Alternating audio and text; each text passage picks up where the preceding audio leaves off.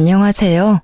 저는 지방에서 작은 도배장판 가게를 하는 아버지를 도우며 살고 있는 30대 중반의 여성입니다. 남편은 작은 회사에 다니고 있었는데 경기 악화로 회사가 망해 이직 준비를 한다면서 1년 가까이 허비를 하더라고요. 처음에는 자신의 잘못도 아니고 상황이 안 좋아져 회사를 그만뒀으니 저도 묵묵히 남편이 제 갈 길을 찾을 때까지 기다려주려고 했어요. 그런데 불성실하고 뻔뻔한 남편 때문에 트러블이 잦아졌고 결국 친정아버지와의 일까지 엮이며 저희 부부는 이혼이라는 선택에 이르게 됐습니다. 솔직히 저는 이혼하고 나니 속이 후련하고 짐을 벗은 것처럼 시원한데요. 아직도 저희 아버지는 이 일로 스트레스를 받고 계셔서 전 남편의 악질적인 모습을 만천하에 고하고 싶어졌습니다. 그래서 이렇게 익명의 힘을 빌려 사연을 보내게 됐는데 시간 내어 함께 들어주시면 정말 감사하겠습니다. 남편이랑 저는 친구의 소개로 만나 1년 연애를 하고 결혼했어요. 처음에는 외적인 부분인 부분은 마음에 들었지만 대화를 할수록 재미를 위한답시고 거짓말과 허풍을 떨길래 별로 믿음이 가지 않아서 안 만나려고 했습니다. 그런데 제가 마음에 들었는지 몇 달을 따라다니며 구애를 하는데 어느 순간 진심이 느껴졌고 결국 마음을 열게 되어 결혼까지 하게 됐어요. 지금 생각해보면 제가 처음 느꼈던 촉을 믿고 만나지 말아야 했는데 화려한 언변에 속아 넘어간 것 같아 분하기도 하네요. 어쨌든 저희 부부는 결혼 후에 한동안은 평탄하게 살았어요. 경제적으로 자리를 잡고 아이를 낳고 싶었기 때문에 저는 학교 졸업하고부터 돕던 아버지 일을 더욱 열심히 도왔고 남편도 회사 일을 나름 성실하게 해내는 평범한 모습이었습니다. 그렇게 살다 보면 저희도 아이도 낳고 집도 넓혀가고 여행 가는 재미를 느끼면서 살 수 있을 거라고 막연히 기대를 했었죠. 그런데 남편의 회사가 갑자기 망하면서 저의 소박한 꿈은 물거품이 됐어요. 남편은 원래 무역회사 영업일을 하고 있었는데요. 탄탄해 보이던 회사가 망한 게 충격이 컸는지 이제 영업 말고 평생 할 수 있는 기술을 배워야겠다며 자격증 공부를 준비하더라고요. 그러면서 지게차, 굴삭기, 용접 같은 것들을 알아보는데 저는 직업에는 귀천이 없고 오히려 전문적인 기술을 배우면 오래 써먹을 수 있으니 더 좋은 거란 생각에 완전 찬성했어요. 실제로 저희 아버지도 도배장판 기술로 먹고 사시니까요. 그래서 묵묵히 기다리며 지원을 해줬는데 퇴사 후에 1년이 다 되어가도록 아무런 성과가 없는 겁니다. 보통 자격증 공부를 하면 아무리 실무적인 거라도 필기나 실기 시험도 치고 학원도 다니고 하잖아요. 그런데 제가 일을 다녀오면 항상 늘어난 러닝바람으로 TV를 보거나 캔맥주를 먹고 있으니 답답하더라고요. 낮에는 뭐 하냐고 물으면 어디 학원을 다닌다, 공부를 한다 이렇게 대답은 잘하는데 솔직히 제가 다 큰 성인을 쫓아가면서 진짜 하는지 안 하는지 확인하는 것도 우스운 일이잖아요. 그래서 그냥 믿고 기다렸는데 시간이 이렇게 흐르다 보니 저도 더는 참을 수 없어서 며칠 아버지께 말씀드려 일을 쉬고 남편 뒤를 쫓아가 봤어요. 결과는 진짜 충격 그 자체더라고요. 자격증 공부하러 학원에 가거나 도서관에 간다던 남편은 오락실, PC방, 카페, 술집 이런 데서 백수 친구랑 만나 하루 종일 중고등학생들처럼 재밌다고 하하호호 노닥거리고 있었습니다. 어이가 없어서 그날 밤 남편이 잘 때 카드 내역을 뒤져봤는데 초반에 중장비 학원 한 달 다닌 것 말고는 학원 다닌 기록도 없더라고요. 정말 내가 이런 사람을 1년이나 믿고 기다려줬다니 너무 화가 치밀어서 꼬리를 잡은 다음 날 바로 남편을 잡고 따졌어요. 왜 그랬어? 그동안 학원 다니면서 공부한다고 왜 거짓말을 했냐고. 당신이 애야? 나 다 알고 있으니까 속일 생각하지 말고 솔직히 말해. 여보, 어떻게 알았어? 어디까지 아는데? 그게 지금 할 소리야? 학원 다닌답시고 공부하는 척 해놓고 아무것도 안 하고 친구랑 놀러 다니는 거 내가 다 봤어. 됐냐? 아니 공부를 했는데 자꾸 떨어지니까 당신한테 말하기 쪽팔리기도 하고 그래서 조금 있다가 하자 한 게 이렇게 됐네. 그런데 진짜 내가 일부러 그런 건 아니거든? 나 얼마 전에도 굴삭기 다시 배워보려고 학원 알아보고 있었어. 봐봐. 됐고, 당신 보니까 맨날 첫날 여기저기 돈 쓰러 다니던데 당신 나한테 용돈 받아 쓰잖아. 그래서 맨날 돈 없다고 징징거리면서 그 많은 돈이 대체 어디서 난 거야? 뭐 숨겨둔 비상금이라도 있니? 솔직히 말하면 봐줄 거야? 시끄럽고 빨리 말해. 미치겠네. 사실 나 기본급 올라서 퇴직금을 좀 더 받았거든. 그거랑 연차 안 쓴 거 모으니까 좀 되더라고. 그런데 이 정도는 자기 이해를 해줘야 돼. 요즘 애들도 공부하다가 스트레스 받으면 맛있는 것도 먹고 재미있는 영화도 보면서 좀 풀고 다시 공부하고 그러잖아. 리프레쉬. 몰라? 스트레스 받으면 머리가 더 안 돌아가. 헛소리 말고 남은 돈 지금 당장 다 내놔. 내가 관리할 테니까. 그리고 앞으로 한 번이라도 더 거짓말하면 나 진짜 가만 안 있는다. 아니 내가 벌어서 내가 받은 건데 왜 줘야 하는데. 그래야 네가 맘 잡고 공부를 제대로 하니까. 공부하기 싫어? 그럼 그냥 우리 아빠한테 와서 일을 배워. 기술 배우고 싶다며. 우리 아빠 하는 것도 기술이잖아. 야, 사위가 돼서 어떻게 장인어른 밑에 가서 일을 하냐? 남자가 자존심 상하게. 헛소리하는 남편이 너무 얄미워서 입을 잡아 뜯고 싶더라고요. 그래도 이 화상을 내가 선택했으니 그것도 내 업보다 싶어서 땅이 꺼져라 한숨을 쉬는 걸로 대체했습니다. 아니 남편의 말대로라면 그동안 공부 좀 끼적이다가 잘 안 되면 숨겨둔 퇴직금으로 돈 쓰는 재미를 느끼며 살았다는 거잖아요. 그러니 무슨 공부가 됐겠습니까? 그동안 남편이 갑자기 공부를 하겠다고 하니 답답했지만 제가 쪼으면 스트레스 받을까봐 말도 가려가면서 하고 맛있는 보양식도 해먹이고 뒷바라지라면 뒷바라지를 했어요. 그런데 이렇게 저를 속이고 뒤에서 탱자탱자 놀고 있었다니. 진짜 사춘기 아들을 둔 것도 아니고 왜 내가 이런 고통을 당해야 하나 싶어 욱하더라고요. 이런 제 마음도 모르고 꼴의 남자 자존심 운운하는 걸 보니 아직 철들려면 멀었구나 싶기도 하고 가슴이 답답했습니다. 그런데 저 혼자 이렇게 답답함을 느끼고 있자니 많이 억울하더라고요. 그래서 자기 아들이 세상에서 제일 잘난 줄 알고 있는 시모에게 연락해서 못난 남편의 모습을 까발리기로 했습니다. 욕하면서 제 속도 좀 시원해주고 싶었고요. 그래서 보란듯이 전화를 걸었는데 시모 반응이 대박이었어요. 여보세요? 어머니, 저 너무 속이 답답해서 하소연 좀 하려고요. 무슨 일이냐? 집에 뭔 일 있어? 네. 그 1년 동안 자격증 딴다고 회사 일 안 구하고 공부한 거 아시죠? 그런데 알고 보니까 제대로 공부도 안 하고 맨날 놀고 있더라고요. 진짜 중고딩도 아니고 나이 40 다 되어가는 사람이 이래도 돼요? 저 너무 답답하고 속상해요, 어머니. 아유, 난 또 뭐라고. 우리 아들이 학교 다닐 때 얼마나 공부를 잘했는데 요즘 속이 좀 답답했나 보지. 뭘 그런 거 가지고 전화씩이나 하니? 그냥 믿고 놔두면 제 밥벌이는 다 알아서 할래야. 두고 봐라. 조금 있으면 너 걔 앞에서 이렇게 징징댄 거 후회할 거야. 징징이요? 너무 섭섭해요, 어머니. 아니 저한테 돈 없다 해놓고선 퇴직금 남겨가지고 그 돈으로 오락실 PC방 다니고 있었다고요. 어머니 아들이요. 그러는 동안 저는 뭐 했어요? 맨날 일하면서 없는 돈 쪼개서 어머니 용돈 드리고 필요한 거 사다 드리고 그랬잖아요. 그런데 제가 속이 안 답답하겠어요? 너 지금 나 용돈 준다고 유세 떠는 거니? 어쨌든 우리 아들이 뼈 빠지게 일해서 모은 돈으로 살면서 준 거 아니야.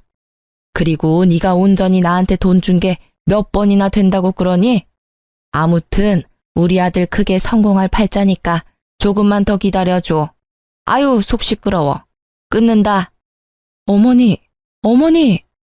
최소한 미안해하지는 않더라도 부끄럽다는 반응은 기대했는데 황급히 전화를 끊어버리는 뻔뻔한 심호에 입이 쩍 벌어졌습니다. 남편은 옆에서 실실 웃으면서 콧노래를 부르더라고요. 요즘 세상에 남편들이 비상금 조금씩은 다 만들어둔다고 하지만 이직 준비한다는 명목으로 퇴직금을 종잣돈 삼아 미래는 아무것도 준비하지 않고 띵까띵까 놀았는데 이런 남편을 저보고 이해하고 더 기다리라니 어이가 없더군요. 그렇게 남편과 냉전 상태로 몇 주를 보냈어요. 제가 도저히 마음이 풀리지 않아 투명인간 상태로 무시하고 남은 돈을 다 뺏었더니 결국 남편도 백기를 들더라고요. 짜증이 잔뜩 섞인 목소리였지만 그래도 고분고분 친정아빠에게 가서 일을 하겠다고 선언을 하는 겁니다. 저는 이제라도 마음먹고 무슨 일이라도 하겠다고 결정을 한 게 그나마 다행이라고 생각을 했어요. 그리고 다른 사람도 아니고 친정아빠랑 같이 일하면 장인어른이 남편의 사장이 되는 거니까 이 사람도 조금 더 눈치를 보고 성실하게 일을 하지 않을까 하고 기대를 했죠. 하지만 그 기대는 말 그대로 저의 착각이었습니다. 지금 생각하면 편안하게 일 잘하고 계시는 친정아빠에게 제가 똥덩어리를 한 짐 데리고 간 거였어요. 저희 친정아빠는 지방에서 작은 도배장판 가게를 했는데요. 규모가 크지는 않지만 제가 어릴 때부터 운영을 해서 단골도 많고 아름아름 소개로도 많이 일을 따고 있었어요. 친정아빠는 남편과 다르게 말없고 재미없다고 엄마가 항상 투덜댔지만 그만큼 소처럼 우직하게 일하는 성실한 분이셨거든요. 내심 깃털처럼 가벼운 남편이 아빠가 일하는 걸 보면서 조금이나마 반성하고 열심히 살아야겠다 라는 마음을 가질 수 있다면 그것도 뜻밖의 수확이라 생각을 했었죠. 물론 처음 며칠은 남편도 이 상황에 적응을 해야 하니 저와 함께 정시 출근, 정시 퇴근하면서 노력하더라고요.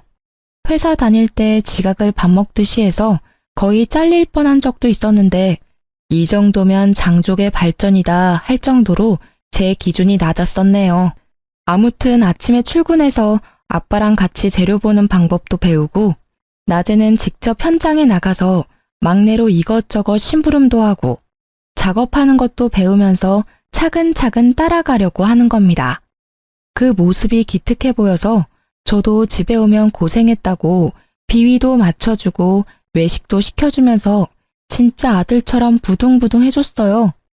그런데 저 속이고 1년이나 뒤에서 놀던 사람이 하루아침에 성실맨으로 바뀌기가 쉽진 않았을까요? 조금 시간이 지나고 나니까 일이 힘들다고 투덜투덜대더라고요. 왜 또 죽상이야? 아, 몰라. 너무 힘들어. 진짜 장인어른 왜 이렇게 빡세게 일을 하시냐? 사람이 하는 일인데 휴식 시간도 좀 주셔야지. 이거 봐봐. 나 손에 물집 잡힌 거. 하루 종일 땀 흘려서 기운도 없는데 손까지 말썽이고 미치겠어. 내일 하루 쉬면 안 되나? 어디 좀 봐. 아유, 이 정도 물집은 그냥 약 바르고 한숨 자면 괜찮아. 걱정 마. 그리고 이제 일한 지 한 달도 안 됐는데 벌써 이렇게 힘들어하면 어떡해. 몸으로 하는 일이니까 일단 힘든 건 각오하고 시작한 거잖아. 내가 생각해봤는데 장인어른이 너무 심해. 진짜 네가 하루 종일 천장 쳐다보면서 팔 안 뻗고 있어봐서 모른다니까. 나 팔 떨어져 나가는 줄 알았다. 젊은 사람 왔다고 여기저기서 일 시켜먹고 부려먹으려고 눈이 벌게져 있는데 와, 이 돈 받고 내가 이렇게 해야 해? 처음이니까 당연히 힘들고 돈도 작지.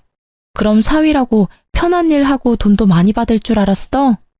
무슨 일이든 손에 익으면 편해지고 돈도 많이 버는 거잖아. 여보 그러려고 회사 그만두고 기술 배우겠다고 한 거 아니었어? 아, 몰라. 그냥 나 돈 받는 만큼만 일할 거야. 쥐꼬리만한 돈 벌려다가 내 몸 다치면 장인어른이 보상해 준대. 어린아이 같은 남편의 불평에 헛웃음이 터졌습니다.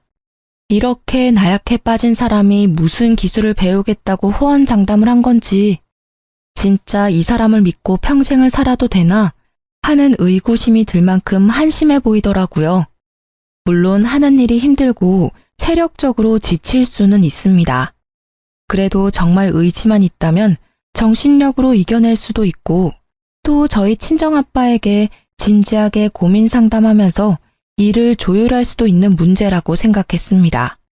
그런데 남편은 힘들다면서 무조건 일을 쉽게 하려고 하고 돈이 작다는 핑계로 뺀질뺀질거리는 게 너무 눈에 보이더라고요. 옆에서 지켜보는 제가 봐도 툴툴대는 게 티가 나는데 하루 종일 같이 일하는 현장 분들이 좋아할 리 만무했습니다. 심지어 몰랐는데 남편은 같이 일하는 직원분들에게도 저희 친정아빠의 뒷담화를 어마어마하게 하고 있었습니다. 나중에 한 직원분이 퇴사를 하며 말해줘서 알았는데 진짜 사위 맞냐고 몇 번이나 물어볼 정도로 심하게 뒷담화를 했더라고요. 그냥 잘 모르는 일반 어른한테 해도 싸가지 없다고 할 정도의 발언을 사장이면서 장인어른인 사람을 대상으로 서슴지 않고 해대니까 곁에서 듣던 직원들도 기분이 안 좋았던 것 같습니다. 그러다 오랜만에 친정아빠가 회식을 주도해서 직원분들이랑 다 같이 고기를 먹으러 간 날이었어요. 오랜 단골집이라 서비스도 많이 나오고 화기애애하게 단백질 보충한다면서 좋은 분위기를 즐기고 있었죠. 고기에 술이 빠질 수 없다면서 소주랑 맥주도 거하게 시켜서 소맥도 말아먹고 식당에 있는 노래방 기계로 노래도 하고 그랬어요. 저희는 괜히 장인, 딸, 사위가 한 테이블에 앉기가 좀 그래서 다른 분들이랑 어우러져 떨어져 있었거든요. 그런데 갑자기 남편이 있는 테이블에서 큰 소리가 나는 겁니다. 야, 너 지금 뭐라고 그랬어? 이 새끼가 어른한테 못하는 말이 없네? 왜 이래요 갑자기? 소리 지르면 단 줄 알아요? 아니 내가 사장님 사위라 해서 가만히 듣고 있었는데 이 새끼 말하는 뻔세 봐라. 그렇게 돈 잡고 일하기 힘들면 그냥 안 나오면 될 거 아니야. 왜 열심히 일하는 사람들 기운 빠지게 물을 흐리고 있어? 누가 분위기를 흐렸다고 그래? 그냥 조용히 대화하자는 건데 아저씨가 지금 좋은 분위기 다 흐리고 있잖아. 이거 반말도 안 해? 그래, 막 가보자 아주. 너 임마 갈 데도 없고 할 것도 없는 거 불쌍해서 일 배우라고 사장님이 배려해 준 거 아니야? 그러면 가만히 가르쳐주는 대로 배우긴 할 것이지. 어디서 장인이 고집도 세고 융통성도 없다고 나불나불대고 있어? 진짜 부끄러운 줄 알아야지 젊은 사람이. 뭐라고? 이 아저씨가 미쳤나? 살펴보니 남편이랑 친정아빠랑 같이 제일 오래 일한 실장님 한 분이 고래고래 고성을 지르면서 싸우고 있더라고요. 이미 식당은 시끌시끌하던 소리가 쥐죽은 듯이 멎고 두 사람 싸우는 소리밖에 들리지 않았어요. 진짜 술에 취한 남편이랑 실장님이 주고받는 대화를 듣는데 너무 창피해서 얼굴이 빨개지던 거 있죠? 살짝 친정아빠 얼굴도 봤는데 이마에 주름이 잔뜩이었습니다.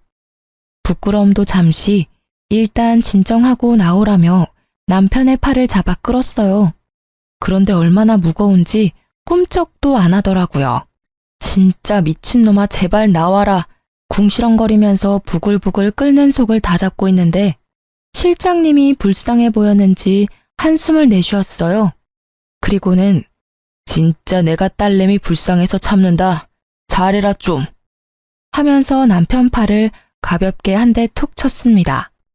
그런데 술 기운에 자격지심까지 발동한 남편놈이 이 터치 한 번에 이성을 잃었는지 갑자기 실장님 어깨를 퍽 치는 겁니다. 가만히 있을 성격의 실장님도 아니라 순식간에 주먹 다짐이 시작됐어요. 진짜 지금 생각해도 아찔하고 쥐구멍에 숨고 싶었습니다. 평화롭게 고기 먹던 회식 장소가 아수라장이 되고 여기저기 비명이 들리고 난리도 그런 난리가 없었어요. 나중에는 누가 112를 불렀는지 경찰도 오고 그랬더라고요. 죄송합니다. 뭐가 죄송해.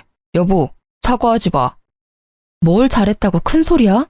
빨리 사과드려. 먼저 친 건 이 아저씨인데 왜 내가 사과를 해? 정말 오래전부터 배워온 실장님께 너무 죄송했어요. 친정 아빠한테도 이런 못난 모습을 보여 죄송했고요. 그렇게 남편이랑 저랑 서로 사과하니 많이 다투고 있는데 옆에서 가만히 앉아있던 친정 아빠가 입을 여시더라고요. 최 실장, 내가 대신 사과할게. 내가 덕이 부족해서 그래. 돈 작고 일 힘든데 내가 잘 못 챙겨줘서 이런 일이 생긴 것 같아. 그래도 내 사위인데 자네가 좀 더 참았어야 하지 않나? 자네도 사과해주게. 친정아빠의 말에 실장님이 절대 못한다고 화를 엄청 내시더라고요. 옆에서 듣는데 저도 이건 좀 아닌 것 같다는 생각이 많이 들었어요. 그런데 아빠는 사위가 먼저라면서 편을 들어주시는 겁니다. 그러자 실장님은 끝까지 사위 편을 들면 자기는 같이 일을 못한다며 자기인지 사위인지 둘 중 하나를 고르라고 최후 통첩을 날리셨습니다. 그런데 정말 놀랍게도 친정아빠는 사위는 평생 안고 가야 하는 존재라며 뜻을 굽히지 않으셨고 결국 실장님은 다음 날부터 회사에 나오지 않았어요. 정말 친정아빠와 더불어 초기부터 일을 함께 해온 에이스인 분이라 제가 다 마음이 아프고 안 좋더라고요. 정말 이 거지 같은 남편 때문에 이게 다 무슨 일인지 너무 화가 나서 따지고 싶었는데 친정아빠는 끝까지 남편 편이었어요. 정말 사람이면 이 정도로 자신을 신뢰해줬으면 정신 차리고 열심히 배우려고 노력해야 하는 거 아닌가요? 이날 이후로 에이스였던 실장님이 나간 자리를 남편이 대신해서 친정아빠 일을 도와야 하는데 진짜 배은망덕도 유분수더라고요. 그냥 견적받으러 온 손님인데 괜히 잘 알지도 못하면서 이래라 저래라 훈수를 두니 손님이 짜증나서 그냥 가버리기도 하고 작업하러 가서도 마무리가 꼼꼼하지 못해서 다른 분들이 한 번 더 일을 해야 하는 골칫덩어리가 저희 남편이었습니다. 그러던 어느 날이었어요. 평소처럼 친정아빠 일을 돕고 있는데 이상하게 가게로 견적 상담 문의 전화가 많이 오더라고요. 그래서 이상하다, 운수 좋은 날인가 싶었는데 친구가 SNS 링크를 하나 보내주는 겁니다. 들어가 보니 낯익은 모습들이 나오는데 알고 보니 얼마 전 구축 아파트 리모델링을 한다고 의뢰해서 도배장판을 해줬던 분이 후기를 남긴 거더라고요. 제가 봐도 너무 이쁘게 사진을 뽑아주셨고 글도 잘 적어주셨는데 그 손님 자체가 인플루언서라 파급력이 어마어마한 것 같았어요. 너무 저렴한 가격에 꼼꼼하다면서 딱히 저희가 광고를 맡긴 것도 아닌데 진짜 한번 나도 여기서 해볼까? 하는 구매 욕구가 생기게 적어주셨더라고요. SNS 홍보의 힘은 실로 대단했습니다. 그날부터 입소문을 타고 손님들이 자꾸 몰려드는 겁니다. 처음 겪는 상황에 친정아빠와 직원분들도 신이 나서 싱글벙글이었어요. 이쯤 되면 정말 많은 돈을 쓸어 담을 거라 생각이 들잖아요. 저희도 상담하고 예약을 잡으면서 빼곡히 차는 스케줄이 다 돈이니까 너무 신기하고 행복한 하루하루였거든요. 그런데 어쨌든 이것도 사람이 하는 일이기 때문에 모든 스케줄을 다 쳐낼 수는 없는 게 문제더라고요. 여보, 혹시 월요일에 다녀온 전원주택 컴퓨터방 여보가 작업했어? 나랑 김씨 형님 같이 했는데 왜? 아니, 이상하게 그 방만 되게 울퉁불퉁하다고 다시 해달라고 전화가 와서. 근데 이게 처음이 아니고 사실 요 몇 주 계속 그렇거든. 아, 진짜 짜증나네. 장인어른한테 말해. 뭐가 문제야? 맨날 여보가 한 곳만 컴플레인 들어오니까 내가 민망해서 그렇지. 아, 연습 좀 해. 이러다 애써 들어온 손님들 다 까먹겠어. 연습은 무슨? 일 다 배운 지가 언젠데 우연이겠지. 이거 봐라. 맨날 이렇게 몰아가니까 내가 길을 못 펴는 거 아니야. 그게 아니라 아빠가 안 해도 될 일을 계속 해야 하니까 그렇지. 돈도 돈이고. 아, 모르겠다. 알아서 해. 특히 에이스인 실장님이 나가고 나서 아직 한 명 목도 못하는 남편이 그 자리를 메꾸기란 불가능한 일이었어요. 그래도 이 기회를 놓치긴 아까워서 억지로 남편을 데리고 일을 하니까 친정아빠랑 직원분들이 열심히 해도 능률이 안 나오고 남편이 한 부분만 맨날 이상하다고 컴플레인이 걸리는 겁니다. 그러다 보니 AS 해주고 컴플레인 들으러 다니는 친정아빠만 너무 힘들게 고생하는 것 같아서 죄송스럽더라고요.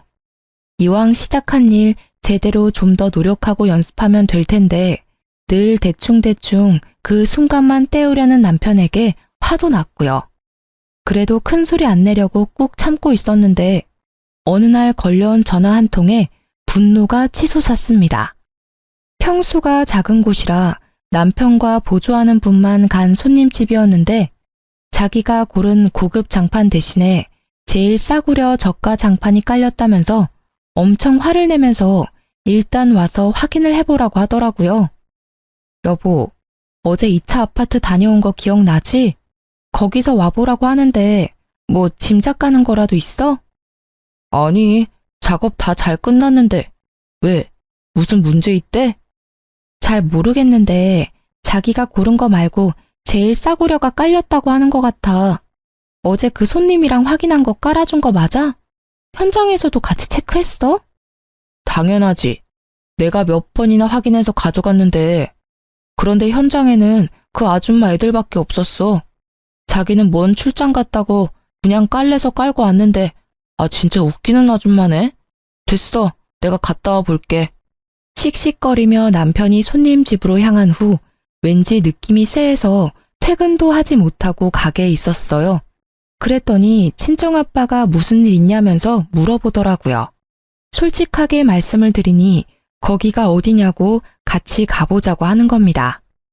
알고 보니 친정아빠도 재고를 봤을 때 고가 장판이 계속 남아있어서 이상하다고 생각을 했다면서요. 그래서 친정아빠를 모시고 그 손님 집으로 같이 향했는데요. 입구부터 고래고래 큰 소리가 들리더라고요. 덜컥 겁이 나서 황급히 열린 문으로 들어갔어요. 안녕하세요. 아까 전화 받았던 장판집이에요. 여보, 무슨 일인데? 아니 아주머니, 이 장판이 맞습니다. 제가 몇 번이나 확인했던 거예요. 진짜 제가 왜 이런 걸로 사기를 칩니까? 이게 진짜 맞다고요? 아저씨, 제가 바보로 보여요? 여기 사장님이시죠? 이것 좀 보세요. 제가 고른 무늬랑 이게 같나요? 그리고 질감도 다르고 다 다른데 진짜 계속 우기면 맞는 게 돼요? 이거 완전 사기꾼 아니야. 사기꾼이라뇨. 말씀이 심하시네. 진짜 이거 맞으면 어쩔 거예요? 예? 여자 손님은 사기당했다며 고함을 지르지 남편은 아니라면서 억울하다고 부들부들이지 저랑 친정아빠만 중간에서 난감하더라고요. 일단 친정아빠가 그러지 말고 장판을 확인해보자면서 나섰습니다. 그래서 문제의 그 장판이 깔린 방으로 향했는데 웬걸 진짜 여자 손님 말대로 제일 저가 장판이 잘못 깔려 있는 겁니다. 제가 봐도 손님이 말하는 무늬가 아닌 걸 알겠는데 어떻게 몇 달을 함께 일한 남편이 이걸 모르는지 대체 정신을 어디에 빼놓고 다니는 것이며 무슨 기술을 배우겠다고 설치고 다니는 것인지 모를 일이었습니다. 순간 우라통이 터지는 게 이건가 싶더라고요. 친정아빠도 진짜 땅이 꺼져라 한숨을 쉬면서 이 말을 짚으시는데 너무너무 죄송스러웠습니다. 또 사과는 친정아빠 몫이었으니까요. 죄송합니다. 손님 말이 맞습니다. 이게 깔려서는 안 되는 거였는데 저희 쪽에 무슨 착오가 있었던 것 같습니다. 이해해 주신다면 제일 빠른 날짜로 해서 바로 교체를 도와드리겠습니다. 맞죠? 이거 아니죠? 진짜 기가 막혀서. 아니요, 사장님. 교체됐고요. 이 아저씨가 저를 정신병자 취급하면서 얼마나 우겨대던지. 저 혈압 있는데 진짜 열받아서 쓰러질 뻔했거든요. 지금 여기 손도 막 떨리는 거 보이시죠? 나 이렇게 못 넘어가요. 나 고소할 거예요. 정신적 피해 보상 받아야겠어요. 남편이 실수했고 잘못 대응한 건 100번 1000번 잘못했는데 갑자기 쓰러질 뻔했다며 고소하겠다니 너무 당황스럽더라고요. 알고 보니 이 여자 손님도 인근에서 블랙 컨슈머로 진짜 유명한 사람이었어요. 보소한다고 난리 치는 거 입소문 나면 저희도 좋은 게 없으니 무마시키느라고 정말 공짜 장판 교체에 도배까지 새로 해주고 병원이라도 다녀오라고 병원비까지 쥐어주고 나니 이건 뭐 배보다 배꼽이 더 큰 상황이 됐더라고요. 문제는 이뿐만이 아니었습니다. 저희가 돈까지 보상해줬는데도 이 여자 손님이 지역 커뮤니티 카페랑 SNS에 장판가리에서 사기치는 곳이라고 글을 적어 올린 겁니다. 내용 중에는 사기치고도 적반하장으로 고객한테 으름장 놓는 직원이 있다며, 근데 알고 보니 사장이랑 사위라면서 짜고 치는 고스톱이라고 주절주절 써놓았는데 진짜 제가 봐도 설득력이 있더라고요. 작은 동네라 조금만 관심 있게 지켜보면 어느 가게인지 다 알 수 있기 때문에 타격이 매우 컸습니다. 앞서 홍보의 힘을 제대로 느꼈다고 했는데 좋은 소문보다 더 빨리 퍼져나가는 게 안 좋은 소문인 걸 뼈저리게 깨달았죠. 결국 그 많던 손님들이 다 끊기고 단골들만 띄엄띄엄 연락을 해왔지만 푼돈이라 고정적으로 데리고 있던 직원들도 내보내야 했습니다. 그러니 결국에는 친정아빠랑 남편 둘만 남았는데 지질이 일 못하는 남편 데리고 도저히 작업이 안 되는 게 문제였죠. 이러다 가게 망할 판이다. 내가 우리 딸 꼬맹이 때부터 해왔는데 지금만큼 팔이 날린 적이 없었어. 이제 어쩔 거야? 죄송합니다, 장인어른. 근데 비 온 뒤에 땅이 굳는다는 말도 있지 않습니까? 지금 고비만 잘 지나면 또 단골이 있으니까 사람들도 금방 잊고 다시 시작할 수 있지 않을까요?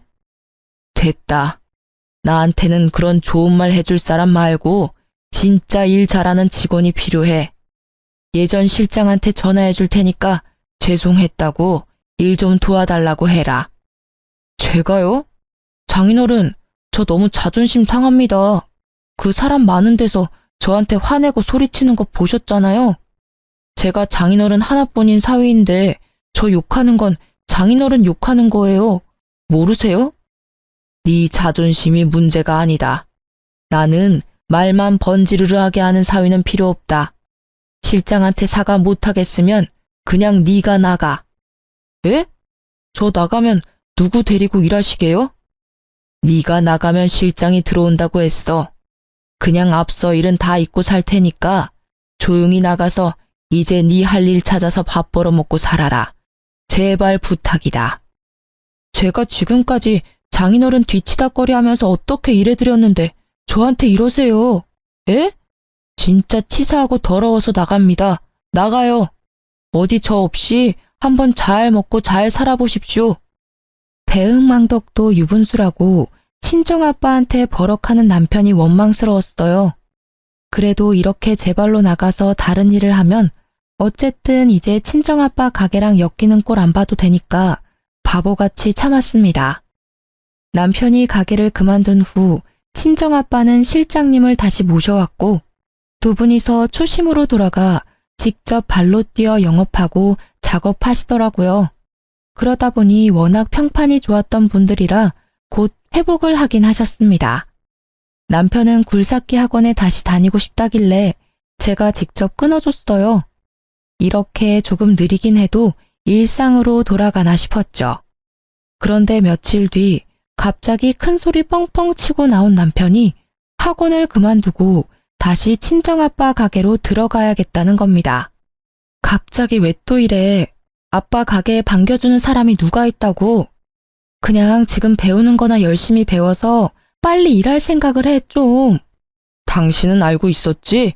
장인어른 알부자인 거. 나 사실 회사 장부 봤어. 무슨 소리야? 설마 내 컴퓨터 파일 훔쳐봤니? 미친 거 아니야? 음흉하게 혼자 왜 그런 짓을 했어? 아니, 분명히 내가 나올 때만 해도 금방이라도 망할 것 같았는데 쉽게 안 망하는 게 너무 신기한 거야. 비결이 궁금하기도 하고. 그래서 좀 찾아봤는데 장인어른 숨겨둔 현금이랑 부동산도 있으시더만. 지금 가게에 있는 상가도 장인어른 거고. 이런 걸 왜 나한테 얘기를 안 했어? 그게 당신이랑 무슨 상관이야? 우리랑 아무 상관없는 돈이야. 이렇게 어려울 때 대비해서 우리 아빠가 한 푼 두 푼 모아두신 거라고. 그리고 혼자 관리하기 힘드니까 딸인 나한테 부탁하신 거고. 그래서 이렇게 말하는 저희가 뭔데? 뭐, 콩고물이라도 바라는 거야? 안 되겠다.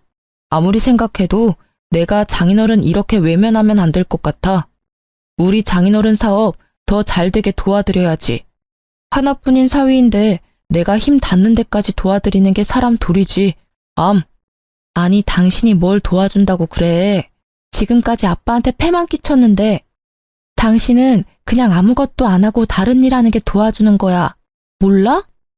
진짜 아무것도 모르는 3살 어린아이가 봐도 남편이 친정아빠에게 빌붙으려고 하는 걸 알았을 겁니다.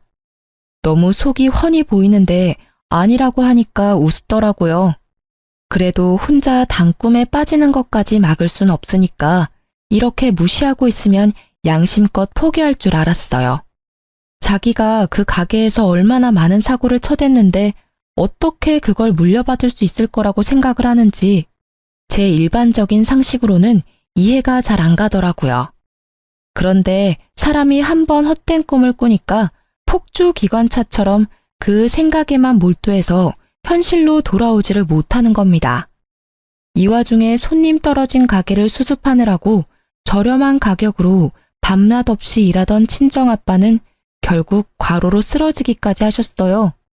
단순한 피로 누적이라고는 했지만 연세도 많으신데 이렇게까지 고생을 하시니 딸인 입장에서 너무 걱정스럽더라고요.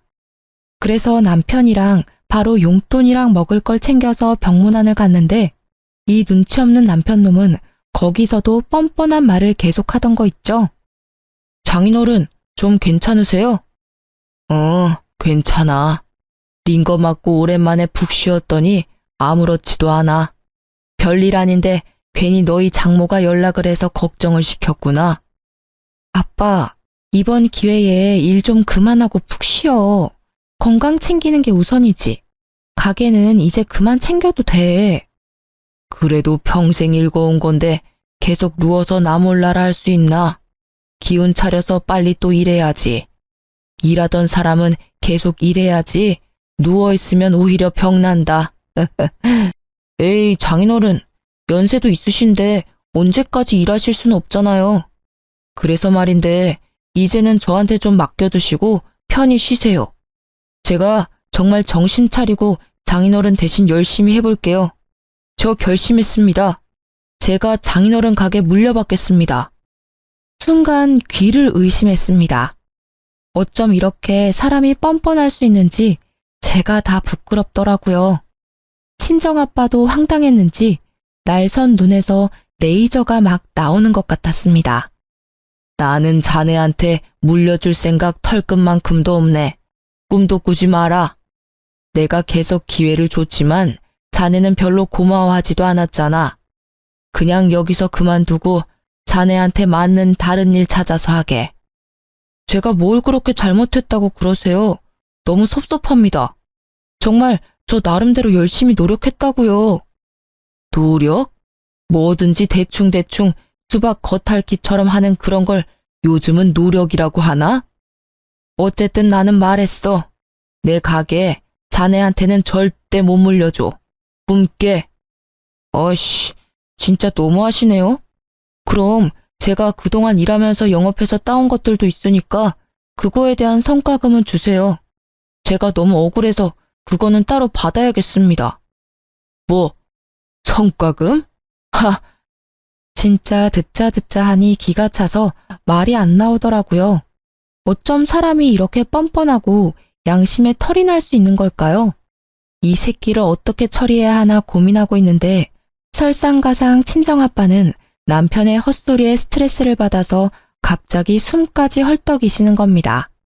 너무 놀라서 간호사를 막 부르는데 남편은 그 와중에도 아랑곳하지 않고 계속 억울하다며 혼잣말만 하던 거 있죠.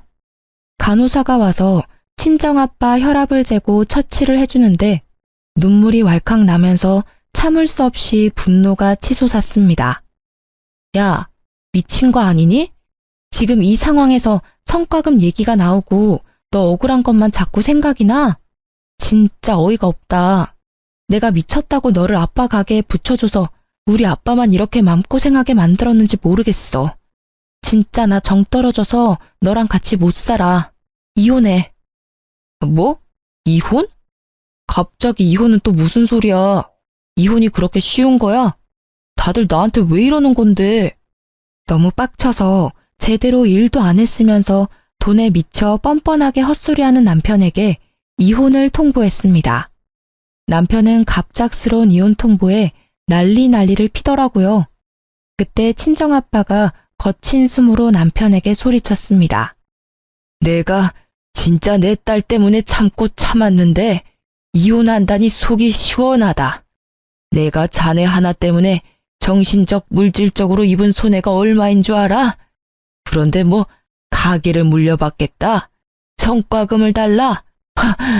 간호사 선생, 나 바로 퇴원시켜 주시오. 변호사 선임해서 저놈한테 손해배상 청구해야 하니까. 뒤늦게 정신 차린 남편이 울며 불며 매달렸지만 저희 부녀는 내 사람에게는 한없이 잘해줘도 한번 눈 밖에 나가면 가차없는 스타일이었습니다. 그래서 바로 변호사를 선임해서 이혼 진행을 밟고 아빠도 그간 가게 일을 같이 하면서 겪었던 일을 정리해 손해배상 청구를 하면서 뻔뻔한 남편의 행태를 고발했어요. 저는 어릴 때 아빠가 들려준 이솝 우화에 햇님과 바람 이야기를 좋아해서 나그네의 옷을 벗긴 건 따뜻한 햇살을 전해준 햇님이라는 걸 기억하고 남편에게도 정말 잘해주려고 노력을 해왔거든요. 그래서 1년 동안 저를 속이고 탱자탱자 놀았던 것도 눈 감아주려 했고 친정아빠가 하는 가게를 무시하면서 마지못해 일하던 것도 이해하려 했어요. 그런데 그렇게 눈 감아주고 이해했던 결과가 이렇게 저와 친정에 빌붙으려고 하는 못난 남편을 만들 줄 몰랐습니다. 솔직히 작은 것에도 감사할 줄 아는 사람이었다면 저와 친정아빠가 이렇게까지 매몰차게 굴지는 않았을 거예요. 오냐 하며 어쨌든 내 사람이니 품고 가려 했을 겁니다. 그런데 자기를 위한 배려와 존중도 알아채지 못하고 당연시하면서 계속 더 큰 것을 달라고 징징거리는 사람은 도저히 품지 못하겠더라고요. 결국 그렇게 저희는 이혼하게 됐고 저는 친정아빠에게 죄송한 마음에 더 열심히 일을 도우면서 작업하는 것도 배우고 있어요.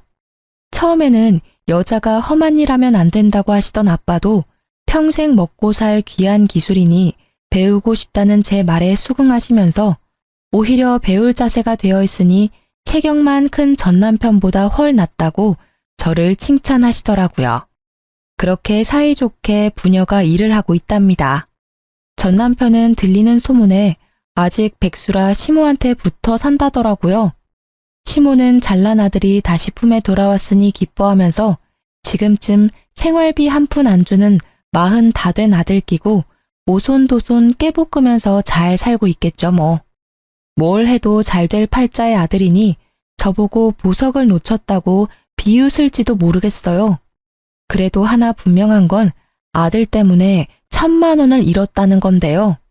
남편은 저랑 이혼하고 친정아빠랑 소송을 진행했는데 결국 사업장에 피해를 입힌 게 입증이 돼서 1,000만 원을 물어주라는 판결을 받게 되었습니다. 그런데 개털인 남편이 갑자기 어디 그런 돈이 있나요? 결국 시모가 아들 앞길 막힐까봐 전세금을 빼서 줬다고 들었어요. 솔직히 그동안 친정아빠가 평생 일거원 가게 망할 뻔한 거 생각하면 2배, 3배로 받아도 시원찮지만 뻔뻔한 남편과 아들밖에 모르는 시모에게 아주 적절하게 금전 치료해준 것 같아서 속이 후련합니다. 친구들도 모두 제 이야기를 듣더니 이혼 너무 잘했다며 위로해 주더라고요. 앞으로 100세 시대인데 피 한 방울 안 섞인 다 큰 성인 아들을 제가 왜 데리고 살면서 교육시켜야 하냐면서요. 제가 생각해도 저도 모자라 저희 친정아빠에게까지 남편을 가르쳐 달라고 한 게 죄송스럽고 잘못된 선택이었구나 싶어요. 혹시라도 저처럼 아들처럼 철없는 남편을 두고 교육시켜서 데리고 살아야겠다는 분들 계시다면 뜯어 말리고 싶어요. 사람은 쉽게 변하지 않더라고요. 제 이혼 이야기는 여기까지입니다. 들어주셔서 감사해요.